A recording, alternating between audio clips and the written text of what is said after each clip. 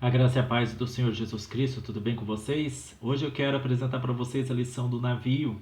Que lição é essa, pastor Éder? A lição do navio. Essa lição do navio é muito interessante, ela é muito simples. Quando eu ouvi pela primeira vez essa lição, quando eu ouvi pela primeira vez a frase, na verdade, que refletia uma grande lição a respeito do navio, eu fiquei bastante impressionado, porque isso faz bastante sentido para a vida espiritual de cada um de nós.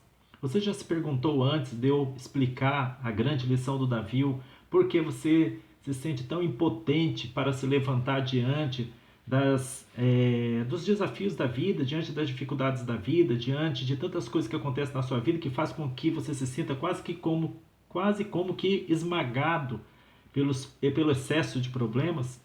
Pois é, você vai entender o porquê isso acontece. Qual é a grande lição? Vamos lá, qual é a grande lição do navio, que o navio pode passar para cada um de nós?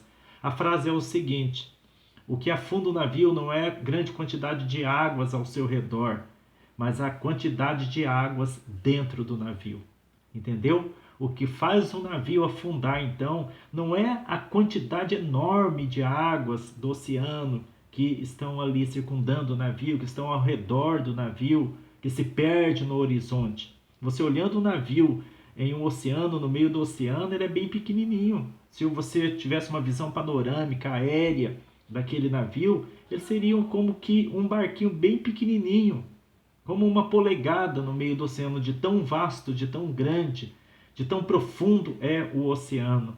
Mas veja só, não é aquela quantidade enorme de água que tem o poder de afundar o navio, mas a quantidade de água que está dentro do navio, que pode entrar dentro do navio, que isso sim faz com que o navio venha sofrer um naufrágio, venha se afundar.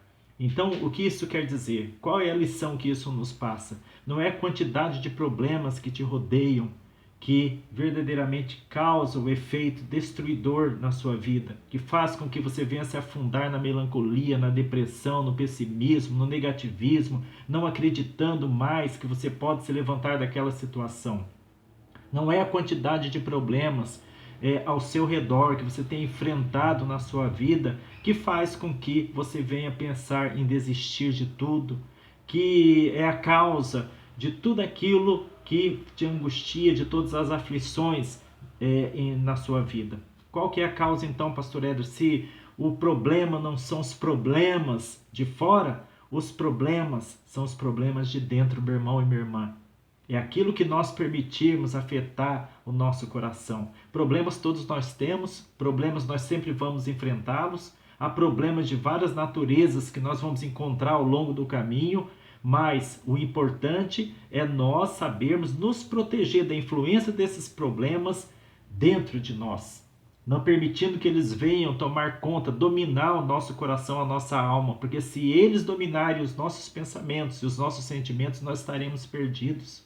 A palavra de Deus mesmo nos ensina isso em Efésios 5:18, onde fala assim: não vos embriagueis com vinho em que há dissolução, em que há contenda, em que há confusão, mas enchei-vos do Espírito Santo de Deus. O que a palavra de Deus está querendo dizer aqui? Primeiro eu devo explicar a palavra vinho. O apóstolo Paulo, usado pelo Espírito Santo, logicamente que ele não está se referindo ao vinho literalmente, ele está usando a figura do vinho.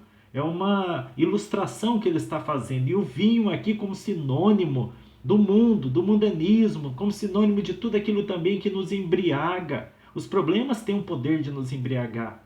Como assim? Quando uma pessoa está embriagada, ela está em seu perfeito juízo? Não. Ela está conseguindo enxergar as coisas com clareza? Também não. A pessoa embriagada, ela consegue caminhar numa linha reta sem cambalear? Também não. Não consegue. Por quê? Porque ela está embriagada. O seu cérebro está encharcado com álcool.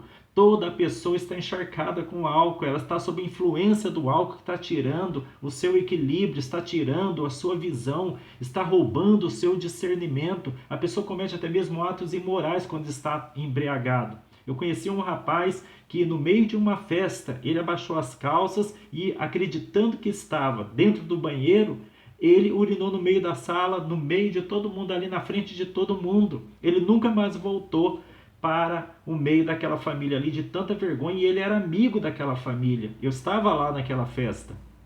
Eu vi isso. O que eu estou contando aqui para vocês é uma realidade porque eu estava naquela festa, eu vi acontecer tudo isso. Olha o efeito do álcool, o que o álcool causa na vida das pessoas.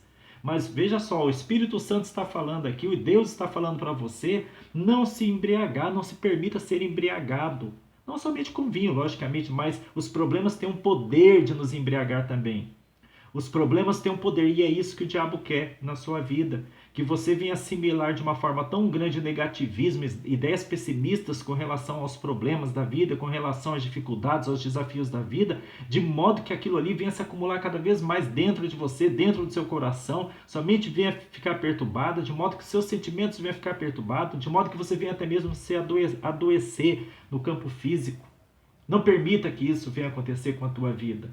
Então, qual é o segredo? Lembre-se, o navio não afunda pelo excesso de águas ao seu redor, mas pelo excesso de águas dentro dele. Então, não permita que o seu interior seja um acúmulo de coisas negativas, um acúmulo de lixos verbais que as pessoas falam ao seu respeito. Não permita que você seja uma lata de lixo, onde as pessoas vêm e depositam palavras ruins aos seus ouvidos, na sua mente, críticas infundadas sobre a tua vida. Não aceita esse tipo de coisa. E como eu faço, pastor, para não aceitar? Eu digo simplesmente que não aceita. É um bom começo dizer que não aceita. É um bom começo você ter uma decisão de não aceitar essas coisas. Mas mais eficaz ainda é seguir a orientação que a palavra de Deus está te trazendo aqui. Se encher do Espírito Santo de Deus. Por quê? Porque esta é a orientação mais segura. Eu vou te explicar o porquê. Porque quando nós estamos angustiados ou começando a ficar angustiados, nós não podemos deixar que isso aumente de proporção devido aos problemas da vida, nós mal conseguimos rebater essas angústias, essas aflições que começam a tomar conta de nós devido à gravidade ou o excesso de problemas ao nosso redor que nós estamos enfrentando na vida. Você já falou para uma pessoa que está passando por um grande problema? Dê um sorriso.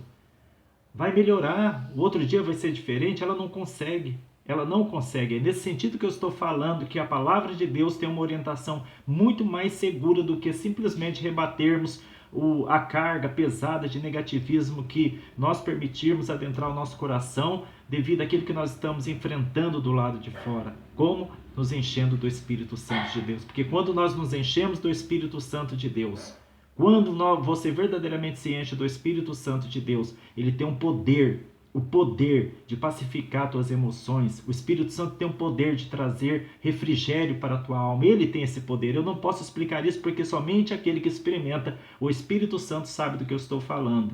Então se encha do Espírito Santo. Como eu me encho do Espírito Santo, pastor Éder? Mantenha uma vida de oração. Não negligencie sua vida de oração. Leia a palavra de Deus. Se alimente da palavra de Deus e não sobrará espaço para nada ruim dentro de você. Se encha, se conecte com o Espírito Santo. Encha-se do Espírito de Deus e você vai ver a maravilha de você verdadeiramente, a semelhança do navio, pairar, viajar por cima das águas, não afundar em um naufrágio injusto, não necessário para a sua vida, porque Deus não quer que ninguém seja um náufrago espiritual. Deus não quer ninguém naufragando em seus próprios problemas, amém? Encha-se do Espírito Santo de Deus.